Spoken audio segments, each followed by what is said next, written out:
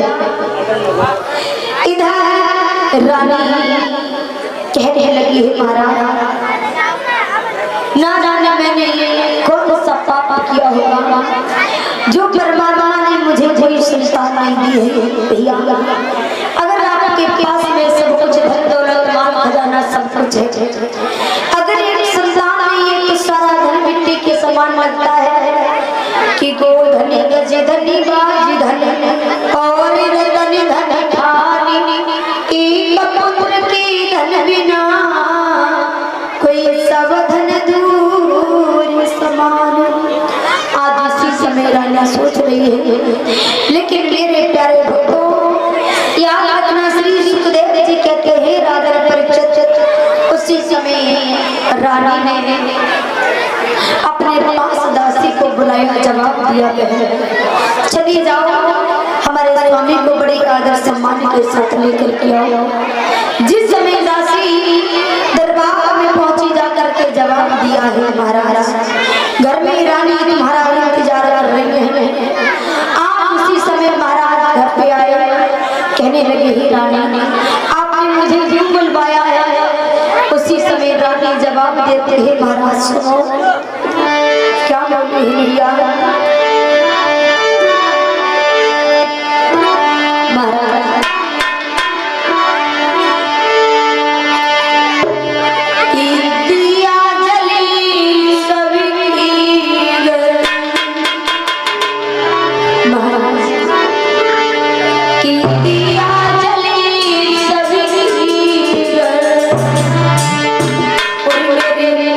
बुझी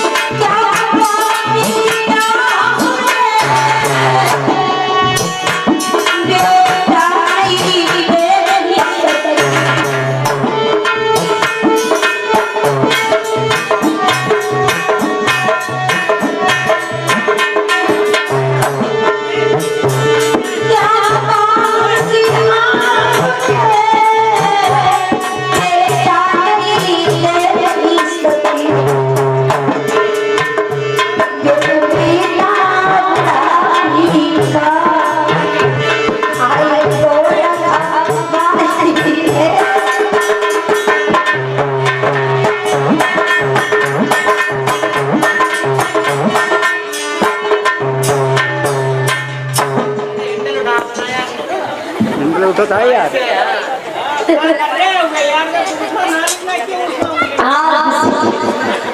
अपने आप समाज में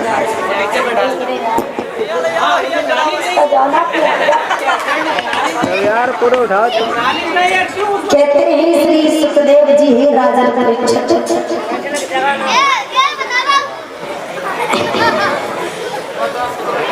यार आदमी आज उसी समय जवाब दिया है महाराज। ना जाने मैंने कौन सा पाप किया होगा जो परमात्मा ने मुझे कोई संतान नहीं दी है। और महाराज शायद आपको नहीं मालूम है कि इतने दिन तक संतान नहीं दुनिया सब हंसी उड़ाती है। महाराज निवल के लाते दासी बाज कहती है। हे महाराज इतना समय गुजर गया है लेकिन भगवान ने मुझे कोई संतान नहीं दी है। तो उसी समय आज महाराज कहने लगे हे रानी सुनो, पुत्र देना या ना देना या देकर के छीन लेना ये तो सब भगवान के लीला होती है। इसमें हम क्या कह सकते हैं। उसी समय रानी की आंखों में आंसू आ जाते हैं और कहने लगी है महाराज क्या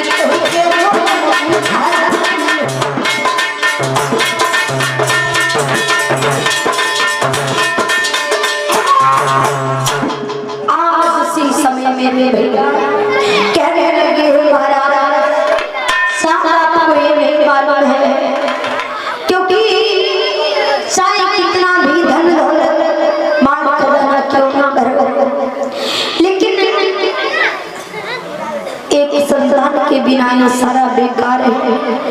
आज उसी समय मेरे भैया श्री सुखदेव जी कहते हैं राजा परीक्षित। उसी समय रानी को महाराज समझाते हैं रानी चिंता मत करो, चिंता करने से दुख नहीं दूर होता है। और चिंता तो है क्या है, चिंता चिता से बड़ी बड़ी है। परीक्षित महाराज कहते हैं चिंता बड़ी चिता से नर को निर्जीव बनाती है और मुर्दे को चिता जलाती है, चिंता जीवित को खाती है। चिंता जो है चिता से बड़ी है, क्यों?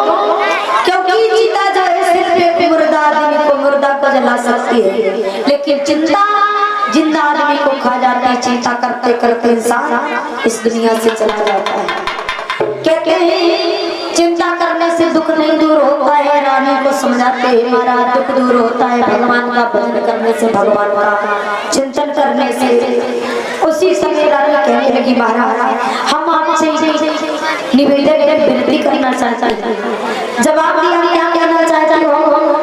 रानी बोली महाराज अगर आपकी आज्ञा हो जाए तो मैं किसी जंगल में भ्रमण करके आऊँ तो सत्समात्माओं के मुझे दर्शन हो जाएंगे, मेरा मन भी बहल जाएगा।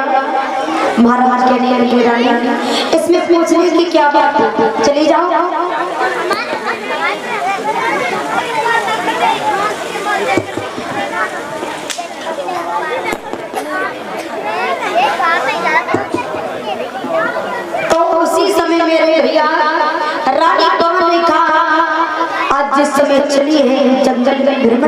के लिए अपने सखी के साथ में तैयार करवाया है। जिस समय जंगल में चली, लेकिन होता क्या है, आसमान आंधी आ जाती है। आंधी आने के कारण पवन रेखा की सखियां जो है बिछड़ जाती है। जब सखियां बिछड़ जाती हैं तो उसी समय मेरे भैया इधर क्या हुआ,